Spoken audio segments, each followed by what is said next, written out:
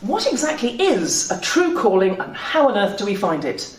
Join me, Annabelle Beckwith, as I speak to numerous women who are on that very journey and from whom we can all learn how to find our own true calling.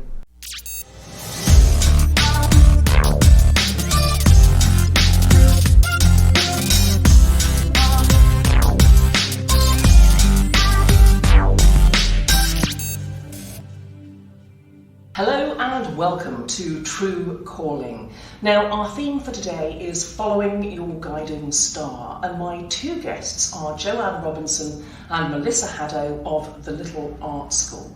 Now, they are having a profound impact on the people that they serve by doing something slightly unusual. Joanne's career started in the military, and Melissa had spent 25 years working in the corporate sector before they met as mums at the school gate and realised that they had a shared vision. And what started in Joanne's dining room now expands globally. Let's hear about what these two ladies have to say. So welcome to the show, Joanne Robinson and Melissa Haddow of The Little Art School. Now, as I've already outlined, The Little Art School teaches children and adults to paint. Any children, any adults, even if you think you have no talent in this area, you can learn to paint. But there's more to it than that. And Joanne and Melissa have a fascinating story as to how they've got to this point, how they work together as a really strong partnership, and what holds them together, which is around their true calling. But ladies, tell us your story. What has brought you to this particular point? Tell us about your business, where you are now, and how you got here. Hi, Annabelle. Well, thanks very much for inviting us both to talk. It's rare that we ever get to go on anything together, actually. So it's quite nice for us to be together because we're very much a partnership, and I think there's a lot of talk about the solo entrepreneur. So as partners, we don't we never really get much of a look in. But we've managed to, over 10 years, take what was a very small art class in a dining room and build it into studio art classes where we've taught hundreds, probably thousands of children over the last 10 years. And we are now teaching adults online right across Britain and further afield in the States, in Australia. So we've managed to do that because we totally believe in the central why of what we do. Yeah, absolutely. Right, yep. Brilliant. And we can sum it up. We can sum it up in a few words. We can. Go on, Melissa. We build self-esteem. That's what we do. We build self-esteem. And that's the answer to every question, every dilemma. There's a really good example which I really want to give you later. Actually, probably when we hit our hardest point as a business. And we also have two charities. We teach people living with dementia how to draw and paint, and vulnerable children, and it's the same. It's the same across the board. It's all about building self-esteem. And when we hit our hardest moment, like lots of businesses in the pandemic, and there was that real question about where we're going to do, we were on the phone because we couldn't meet each other, and Melissa just said, how do we keep building self-esteem? And it was a really sort of, from the despair, we've completely transformed our business. And it was from that sort of, come on, let's get back to the roots of what we do. It's too easy just to say we teach people how to draw and paint. Yeah, we use our unique, highly structured drawing and painting course to do it, but it's the why we do it, the building self-esteem, whether you're a 90-year-old in a care home with dementia or a highly troubled 6-year-old in an economically deprived area of Ayrshire, we're building self-esteem. Yeah. So there we have, I could almost say, there we have it, ladies. Thank you very much for joining me. We're only 3 minutes in. So and it's really interesting that you've gone vroom.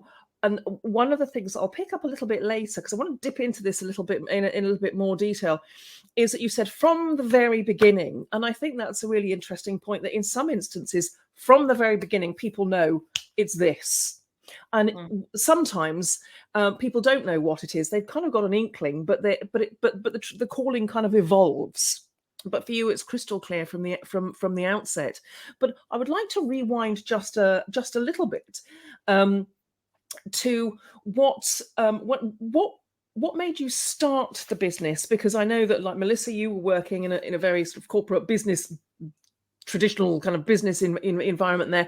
Joanne, you were in the forces, and then, you know, but how did you get from being in the forces, being in this corporate environment totally by accident? Yeah. And Melissa was just going to help me out a little bit, and then 10 years on, look at us. We're only 25. This is how hard we've worked. That's the pressure of business for you. Yeah. No, it kind of started by accident. I'd done an art class in a primary school, and I thought, wow, you really can teach anyone to draw and paint. I learned as an adult how to draw and paint on a course called Drawing and Painting for those who think they can't. So I know you can teach anyone. And then we started to create this course, but I have no business background. When I say I have no business background, I've never worked in a business. So that's where Melissa came in really right at the beginning, bringing a business structure to this. To me, it wasn't the back of a fag packet. No, I've still got it framed. It is the back of a fag. It was a 1 page of revenue stream with nothing else. I didn't understand about costs, but things cost stuff. It was like, look, if we run this many classes, this is how much money we can bring in. And Melissa's okay. Right, okay. Let's go over this again.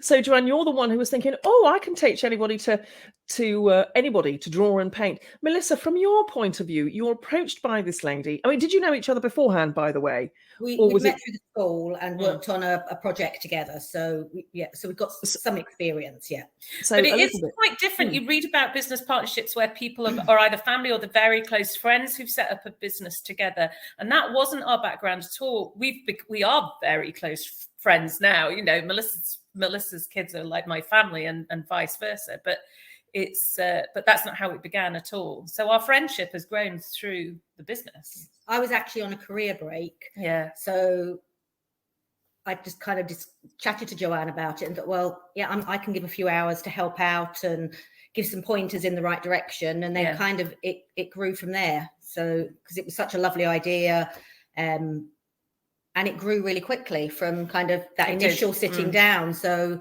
that it evolving from that point happened fast. I mean, we went from literally a couple of conversations in kind of the end of the year and into the early January to by the April, we had got 2 rental properties. Two rental properties that we were running full classes out of. Right. Yeah. Right. And a big team of teachers. And in the previous December, it was me. And then suddenly that's your dining room, and it changed that much in 6 months. It grew very rapidly. It's so right now. I'm going to pull this apart a little bit again because when you say it grew really quickly, there's almost a sense in the way that is phrased that it had a life of its own. Off it went, but in reality, you would have made choices and decisions and taken bold steps to say, yes, we're going to take on these rental properties. Yes, we have interest from students, from parents, and I think we were insane, don't you? Yeah. And look back now with the knowledge we have, like we take decisions quite carefully now, and we are quite. We still take decisions quickly. We are both. I think the reason we've survived is that we are quite capable of making rapid decisions, but particularly during the pandemic. But actually, looking back, it was insane. Yeah. But the key difference was it was just us there. Yeah. So we're making decisions that affected us. Yeah. Now we're making decisions that affect a team of people. Yeah. Yes. So obviously you automatically have to adapt the risks you're taking. And but back then, it was a cup of coffee in the Savoy and a decision made. That's right. Not the Savoy. If anybody's watching this thinking we're sitting in the Savoy in London. In air. We're in the west coast of Scotland and our Savoy is not quite. I was just going to clarify that point. It was a pot of tea, not cocktails in there. Well, cocktails and fancy afternoon sandwiches and things like that. Yes. So, Melissa, you said, because again, you said, I said, I was on a career break. That obviously worked well for you. I was on a career break and was offering a few hours. And then, as you've both said, and here we are 10 years later. So at what point did you go from I'll give it a few hours, this sounds interesting, to actually, this is a thing that I want to commit to. And this is a thing that I really want to see grow and take forward? Quite early on, probably within the first few months. I'd been in corporate for 25 years, which I'd loved, but it didn't really work with a young family, lots of traveling, everything that came with it. So I had gone on a career break, and I was kind of at the stage where I needed to make a decision about what I wanted to do. And this just felt like the right thing. We talked very early on about the values, and not only about just starting the art school, about the fact that we wanted to give back to the community. We didn't necessarily know at that point what that looked like, but we definitely had the same views and thought process about where we wanted to take the business and the bits that went with it. So it was quite a quick early decision. Yeah, I mean, really in the very early stages, we were taking children into before we set up the charity, which was really, really early in, probably 18 months into having the business, we'd set up our first charity. And we now have 2 charities, and we are both founding members of an alliance of charities, which are about, which we'll talk to you later about, Annabelle, because Annabelle can help, which is all about, well, Melissa, you can sum it up better, really, the West. So it's about supporting children who are dealing with mental health issues and who are currently falling outside of the NHS, the CALMS process. And it's around joining up the charities across Ayrshire so that we can get the best possible support as quickly as possible to those people. Yes. Right. Interesting. So Melissa's approach has always been, so whereas I go, yay, let's do it, Melissa works out, how are we going to do this? How are we going to do this in a way that lasts?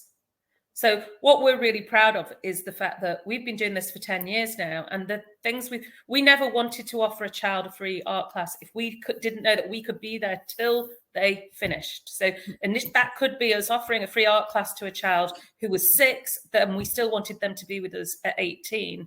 So it was always about being able to look at the whole big picture, you know, and for Melissa to be able to see that we've got that costed out, that this is a realistic offering that we're making to people. But right at the beginning, we started working with young carers probably first, didn't we? We did, yeah. People living with dementia, then with young carers, and trying to ensure. And I think if we were doing this to become millionaires and to, you know, where it had all been about the money, there's no way we'd have got through the pandemic. We wouldn't have got through the pandemic. And the reason we got through the pandemic is because we went straight to our values. And we knew that if we could carry on doing what we believed in doing, which was building self-esteem, that we could get through, and we did. Yes. Yeah. Now, that's an interesting one, because actually with a lot of businesses in the pandemic, the ones that have survived and survived well are the ones where everyone turned to their values, because there was a strong set of values for people to connect with. Businesses that have struggled somewhat is where they didn't have those things, or that they weren't quite so evident in the business culture pre-pandemic. There was no touchstone. There wasn't anything for people to really connect to at a hearts and minds level. So it's interesting to hear you say that. And I know that you pivoted massively during that time, during lockdown, from the face-to-face classes and the rental properties that you mentioned earlier, where children and adults were coming in to learn with you in the classroom, to then delivering the service online, which is obviously why it's in the States and Australia and elsewhere now. But particularly being in Ghana, actually. Just on our, we set up what we did on that first day of the pandemic. Yeah. When you know, we had this phone call, and Melissa said, "How do we keep building self-esteem?" And I said, let's set up a YouTube channel, and we'll offer free art lessons every day. Why we did 2, I don't know, because that nearly killed me. But 2 free art lessons a day, every day during lockdown. And in the end, we had 250 free art lessons that we produced on a YouTube channel, which has now reached over 300,000 views, I think, or something crazy like that. This was just to keep helping our students, and it went much, much bigger. And that's what has led to the online course. That's what led to everything. But it wasn't us saying, how do we find an income stream? This was simply Melissa saying, how do we keep these kids drawing? How do we help families in our community to keep going through this really. It's hard to remember how awful it was at the beginning of the pandemic, isn't it? But we were just so desperate to find a way to keep helping and keep up. Drawing and painting brings you the most incredible amount of joy, and we're really passionate about that. And it really helps you feel good about yourself, whether you're 5 or 50 or 100. It makes you feel good about yourself. And it allows us to encourage families to do it together, because grandparents could do it in their house along with the kids. So we had certain days that were focused on draw with the grandparents every Thursday. Oh, really? Oh, yeah. wow. So at one point, somebody emailed us and they said, the grandparents are in Germany, and at the same time they would come on and do this lesson at 11 o'clock on a Thursday, where the kids would be in Scotland and the grandparents in Germany, and another set of family in a different part of Germany, and they would all do this lesson together. It was very sweet. Fantastic. So really a point of like bringing people together. And I love what you say about that, Melissa, your point about how do we keep kids drawing, how do we keep building self-esteem, rather than how do we keep generating revenue, which is usually the knee-jerk reaction to. I mean, at the start of the pandemic, I lost near enough 80% of my business because so much of it had been face-to-face with the training and the coaching, and then it was a pivot to online. But to have that as your focus, how do I continue to serve? And to me, that speaks of, you've got your true calling, kind of it's buttoned down there. It's building self-esteem. And actually, Joanne, I'm going to in a minute come back to this point you make about bringing joy to people, because there's a lot in that as well. But that's the purpose and the calling, and the way in which you achieve that is through learning to draw and paint, but the mechanism through which it's delivered could be online, could be face-to-face, could be a number of different things. It wouldn't have occurred to us to do it online. Before the pandemic, it wouldn't have occurred to us, because we believed it was about this teacher-child relationship. And actually, although the YouTube channel has been really effective for children, we're keeping our children's courses in studios because we believe in it so much. And our aim is to franchise this, which is where the point we were at just before the pandemic.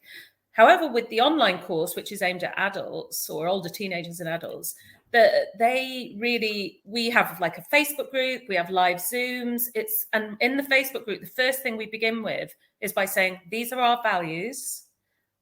We don't believe in the art crit. We believe in helping people to feel good about themselves. The Little Art School is about building self-esteem.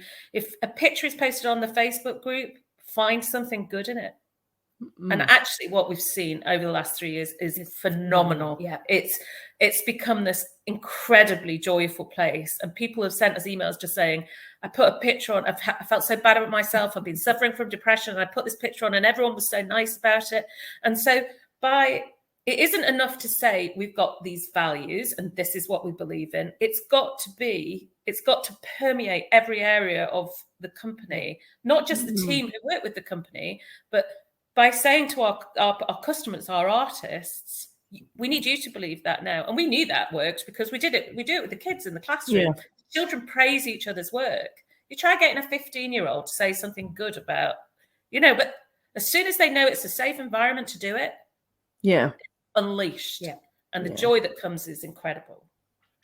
And I think this is a really interesting point when that encouraging communications and, as you say, bringing joy to people. And I know that you've said from previous conversations that you and I have had, Joanne, that a lot of the adults who take part in your courses, online and offline, are really sort of hardworking professionals in stressful jobs who might have been told, who may have had talent when they were younger, but were told, no, you can't do that, get a proper job, but who always had that hankering for creativity. So it's, to some respects, it's reconnecting them with perhaps an element of themselves. Is insane. The amount of people who obviously at kind of the age of 15 probably were making career decisions at school that reflect, and we know as parents this, and Annabelle, that they're picking these options. They've got to take all the sciences. So they're dropping the art, they're dropping the music, and so many come back to us. And we had somebody sign up who's a very, very busy person in the medical industry and a business owner who signed up and joined the course 3 weeks ago. And I sent her an email saying, how's it going? And she just said, I just thought, if I can't make 2 hours, 1.5 or 2 hours a week for myself, for something that's going to make me happy, what's my world come to? And I thought, God, that's a real lesson. Yeah. That's such a lesson to self, It to is. say, really, if you can't, she's quite a young woman. And I thought, that's so wise. 1.5 hours is nothing a week. You know? And you're quite right. If you can't find that for yourself, then that's the problem right there. Yeah. That is the problem. Right there. Now, tell us a little bit more about the work with of the charitable divisions, because the little art school itself, teaching people to draw and paint, building their confidence, creating this really wholesome environment for communication, enabling people to reconnect with the creativity that they may have lost through their careers and so on. And also working, as you say, with young people from difficult environments and with dementia sufferers. What sort of impact does the drawing and painting have within those communities and within those environments? Well, from a dementia standpoint, that probably brings you back to the joy word. So the course it's a completely separate course we run for the dementia, and it is about living in the moment. It's about that hour and a half that they're doing the art. It's about creating,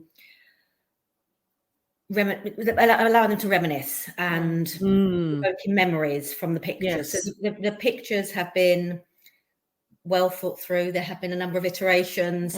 We worked with St Andrews University around what we were doing to get it validated, and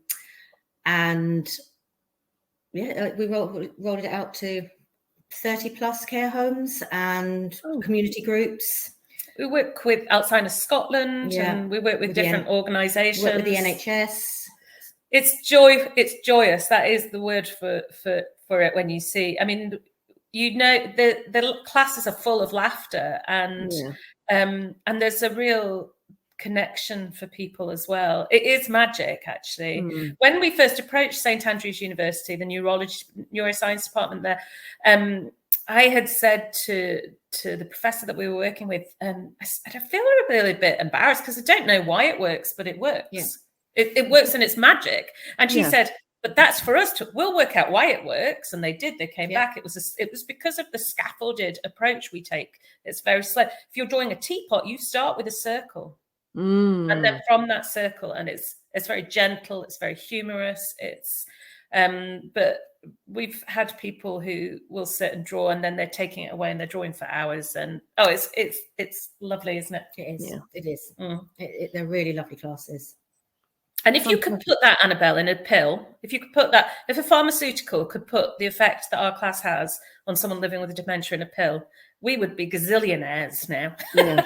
Because if you could give somebody a pill who's living with dementia and it made them feel like these classes do, then everybody would be taking those pills. I mean, it's amazing, and it's just paintbrushes. And in this, it was a lot more difficult, obviously, but in the same way as we did with the art school, we took these classes online.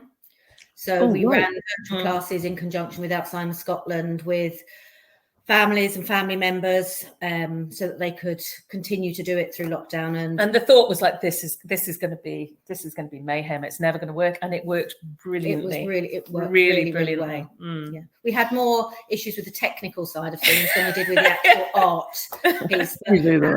And we ran them for probably a good 2 years, because obviously it took care homes a lot longer to come out of lockdown and to reduce their restrictions. So it worked really, really well. It was. There is a video that we have of a married couple that did the lessons together on the videos, and I just was sobbing at the end of it, because the gentleman in the videos had produced such beautiful artwork. His wife had it framed all around the kitchen, and she was saying, well, and I join in too, and he said, but you're not very good. But he just could sink himself into this for hours and hours. His wife would set all his art materials up, and he'd just sit and work. And their boys could get involved in it remotely as well, so they were part of the process for him. Oh, it was lovely. So it was lovely. Really, really How lovely. Wonderful in such a difficult illness, where actually finding a connection finding a connection with the sufferer is challenging for the sufferer, and also for those who are around them, to have this catalyst for those kind of communications. And these are things we really want to develop. Like, how can we take this out from where we've been doing it here in Ayrshire and grow it? So obviously the videos give us a way that we can grow it in the future, but also we're developing a product at the moment.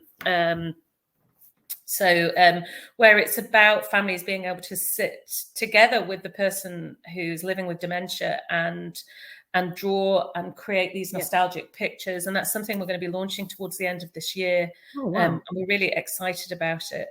But again, this is for us. This is our calling, really. We're really passionate about it. Well, there's no way we'd still be doing this if we weren't completely passionate about it. And the reason we're passionate about it is when you see the effects of it, when you see the happiness it brings, whether it's the children who are working with our charity, the Little Art Stars, or the dementia, or through either of the businesses, the online or the studio-based, there's so much joy that... Yeah, and it's very visible joy. It's not like... lots of products where you send it out and hope somebody's going to enjoy the end product. We get to see the joy and get the feedback and have the conversations. So you know what you're doing is having that positive effect. Yeah, you're experiencing it yourself there.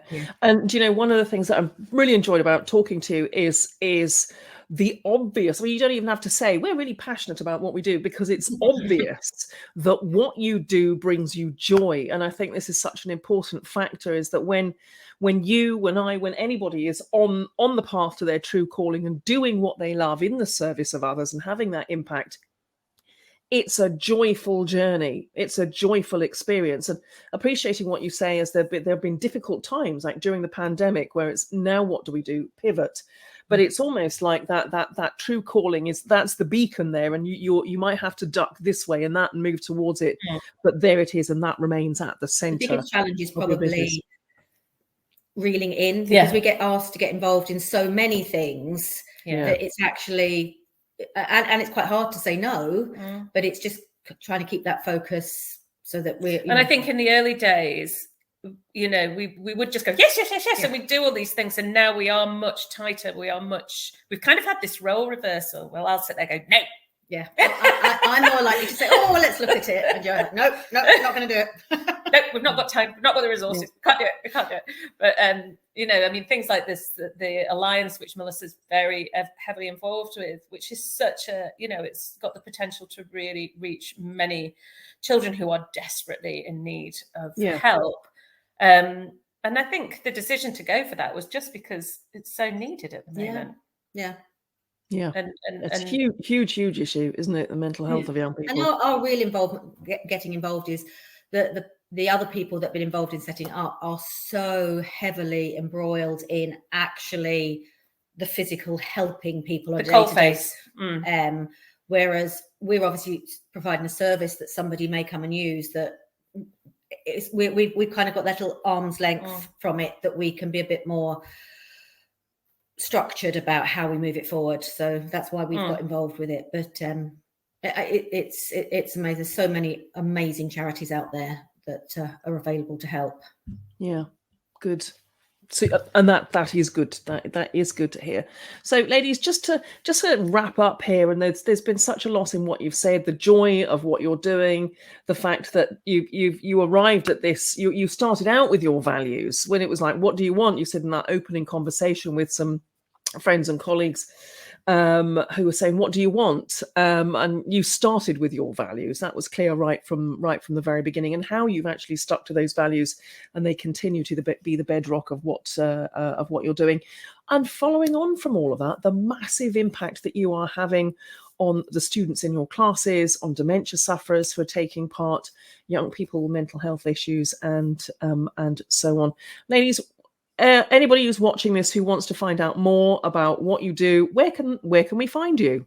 Go to our website. So that's www.littleartschool.co.uk. So really simple. If you're in the States, it's .co.uk for the Little Art School. We've got a YouTube channel with hundreds of free videos, and in our website, you can find out about our online course. So if you've got this yearning for creativity, if you've always wanted to learn to draw and paint and you didn't know where to start with us, because we will. Now you do.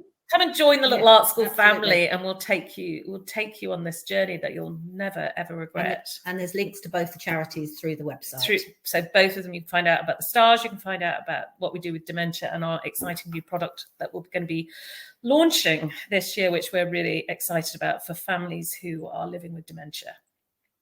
Thank you so much, Joanne and Melissa. It's been an absolute joy speaking to you.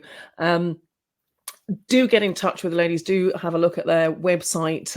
If any of this resonates with you, as Joanne says, if you want to learn to draw and paint yourself, if you want to find out more about Joanne and Melissa's true calling and the impact that it is having on people around them. Thank you so much, Joanne and Melissa. Thank you very much. Joanne and Melissa's journey towards their true calling is an interesting one, because for them, from day one, they knew exactly what their purpose and their vision was. And for any of you who have read Simon Sinek's Start With Why, you will be able to see that that is exactly what Joanne and Melissa have done. Also worth paying attention to is the fact that although they share a joint vision, they have very, very different skills, very complementary skills. True calling is not about the skills that we bring and the things that we do. It runs deeper than that. And one of the abiding things that will always stay with me from that interview is the joy that they both obviously have now that they are on this path towards their true calling. And I think that's a lesson for us all. Following our true calling is us on the right journey, and it's bringing us joy as we travel along the way. Friends, whatever you are doing today, choose to take steps in the direction of your true calling.